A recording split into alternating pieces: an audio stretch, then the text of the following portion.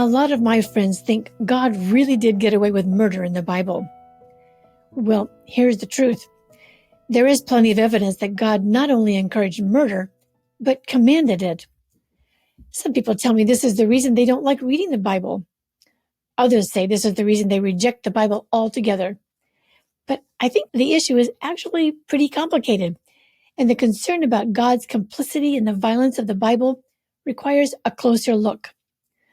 On the surface, we could list countless examples of God killing people or commanding human beings to kill others. To mention just a few, 1, God only saved Noah's immediate family while sending a great flood to kill everyone else on the earth. And 2, God commanded Abraham to kill his son by sacrifice, although he was spared at the last minute. 3, God sent down a plague that killed all the firstborn Egyptian children when the Hebrews were released from slavery. And 4, God commanded Joshua's army to kill all the inhabitants of Jericho and Ai. And 5, presumably under God's guidance, Peter cursed Ananias and Sapphira, and they immediately gave up the ghost. And 6, from the 4th seal in Revelation, a quarter of the earth's population was to be killed by the sword, starvation, and wild animals.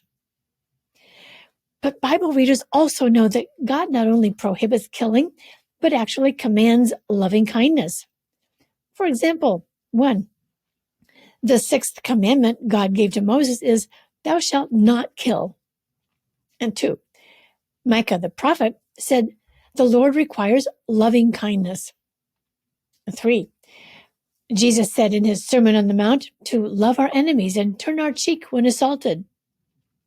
And 4, Jesus said that even evil intentions were wrong because all wickedness, including murder, comes from the heart first. And 5, Jesus exhibited an attitude of supporting life, not death, by commanding Lazarus to come out of the tomb. And 6, when the Romans captured Jesus, he told his followers to put their swords away. These Bible accounts seem at odds, don't they? It's confusing. The stories don't represent two different gods, but the same God. And it's not a matter of a God who murders versus a God who loves, or a Jewish God versus a Christian God. God is portrayed as requiring murder and commanding mercy in both the Hebrew Bible and the New Testament. It's complicated, but when we look closer, we see there is a common theme in the accounts in which God is portrayed as the instigator of murder. In these accounts, God is acting as a protector of God's own people. The authors of these ancient books consistently conveyed a message of intolerance for people's unwillingness to live in accordance with God's rules of order. Disaster befalls the disobedient, and heavenly rewards come to the obedient. I think God, through God's prophets, needed to portray how severe the consequences are for disobedience, but also needed to make clear how people were to behave in a right relationship with God. So we're not looking at a God who's all over the place morally, and we're not looking at a God with unreasonable whims. Rather, there's a consistency in the God who loves unconditionally and who requires the same in us. Our difficulty in the modern era is that we're trying to use our modern sensibilities to understand an ancient story, a story rooted in people's basic concepts of life during that time. Our modern sense of outrage and injustice is activated when we read a story that appears to us to be about people killed as object lessons. That's where our minds go, and it makes it difficult for us to understand that the focus for the ancient authors rested completely in portraying the consistent requirement from God to stay faithful to God as God is faithful to us, period. In the context of the experience of people living 3,000 years ago, people would naturally interpret such stories as dual warnings and promises from an almighty God. In the intensely heart-pounding story of Abraham preparing to sacrifice, not murder, his son, the emphasis is entirely on Abraham's relationship to God. Sacrifice was the normal way of worshiping any god in antiquity, Could Abraham obey God even if his heart pulled in a contrary direction? Well, our minds in the 21st century go immediately to what Isaac was thinking and the horror of a father being willing to kill his son in the name of God. But to people of that time, this story was all about Abraham being willing to sacrifice that which was most important to him in obedience to God. The result, of course, was that the same God, satisfied with his obedience, rewarded him with the life of his son. These days, ritual sacrifice is no part of any religious practice we would condone. But this was a story written for an audience that lived over 3,000 years ago. We have to consider the story in its context to understand its meaning.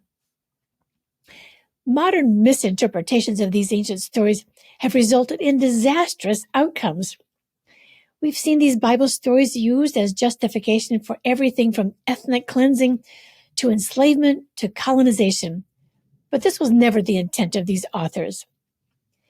If we can allow ourselves to hear these stories from the perspective of teaching obedience and loyalty to God, then we can recognize how they are consistent with other biblical messages about loving kindness toward all, including our enemies. God's instructions to love others unconditionally is what keeps us in proper relationship to God and obedience to God's teachings. In fact, this law of loving kindness is so strong in the biblical context that the failure to comply is what leads to the ultimate penalty, death.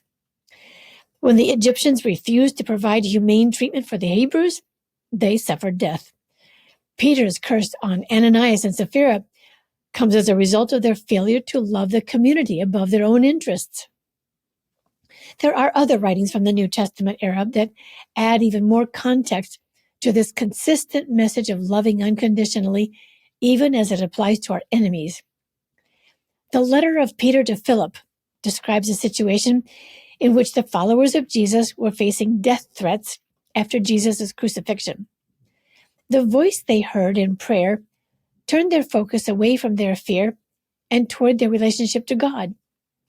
They are commanded, in essence, to cleanse their inner selves and to become light givers to everyone around them. As in other biblical stories, the focus is on each person's relationship to God. As a result of obedience to the law of love, the author tells us that they ended up going out into the world with joy and that they healed a crowd. There's another early Christian story, a true story, which illustrates this kind of powerful obedience to the law of love. When the second pandemic ripped through the Roman Empire in the 3rd century, many of the Jesus-following Jews devised a system of care for victims of the plague. Even though this was a period of unusually potent persecution from Rome, Cyprian, the bishop from Carthage, responded to the crisis by calling on the Christians to not only aid their own people, but to also aid the Romans, their persecutors. While the general population deserted the sick and threw their dead bodies onto the streets, Cyprian appealed to Jesus' command for unconditional love for all. It's no wonder that this is the period in which Christianity first began to spread exponentially. If we modern Bible readers can take seriously biblical teachings of unconditional love and lean into the historical setting in which the stories were written, we can find a consistency of God's requirements in both stories of violence and stories of loving kindness. The key is God's absolute command for obedience to this law of love and the blessings that come with it.